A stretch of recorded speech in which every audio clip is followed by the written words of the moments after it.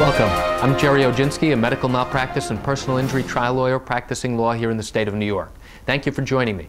Today's topic is going to be slip and falls on snow or ice. Can you get money for your injuries? The short answer is possibly. The longer answer is it depends. And why do I say that? It depends on a number of factors.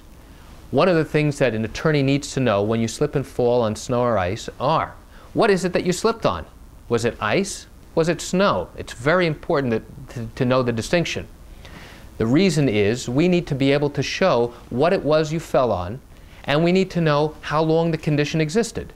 Let's say it's in the middle of a blizzard and the snow is pouring down and you're walking through a parking lot and it's been snowing for the last 2 hours and the conditions are treacherous, but there's been no time for any snowplow or anyone to come and snowplow the driveway or the parking lot that you're walking through.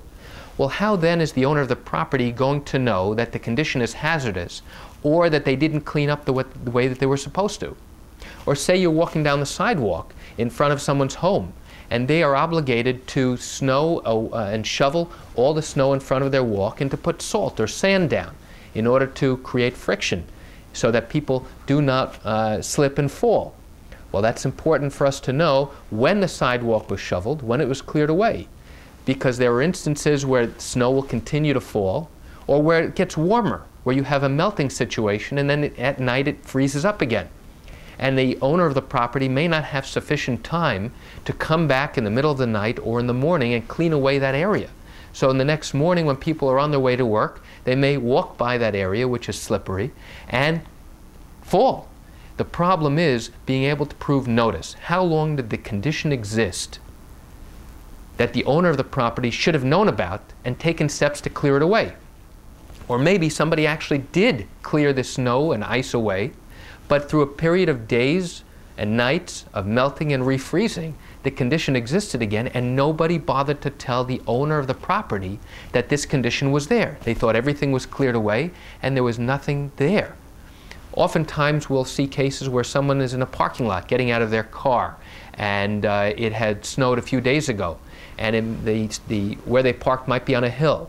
And the problem is that when they snowplowed, the snowplow might have plowed all that excess snow up at the top of a hill. And what do you think happens when it gets warmer during the middle of the day and the sun is beating down on the snow? You'll have a runoff. Snow will melt and you'll have a water runoff.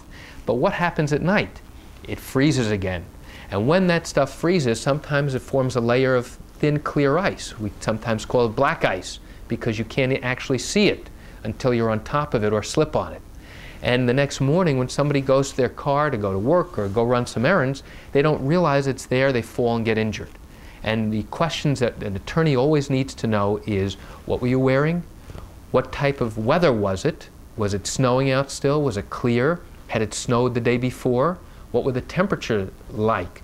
And an attorney will often get the weather charts for that day and for the entire week before, because we will want to know what the temperature gradient was during the day and at night in order to determine whether there was a refreezing of the condition that you were involved in. And typically in these slip and fall cases involving snow or ice, the injuries are very significant. You have people fracturing legs and arms when they fall, hips, and they get taken to the hospitals, and some of them need surgery to correct their problem. And these injuries are very disabling. But the real question is, how exactly did the incident happen? Did anybody know about it? Did anyone tell the owner of the property? Anyone see what happened?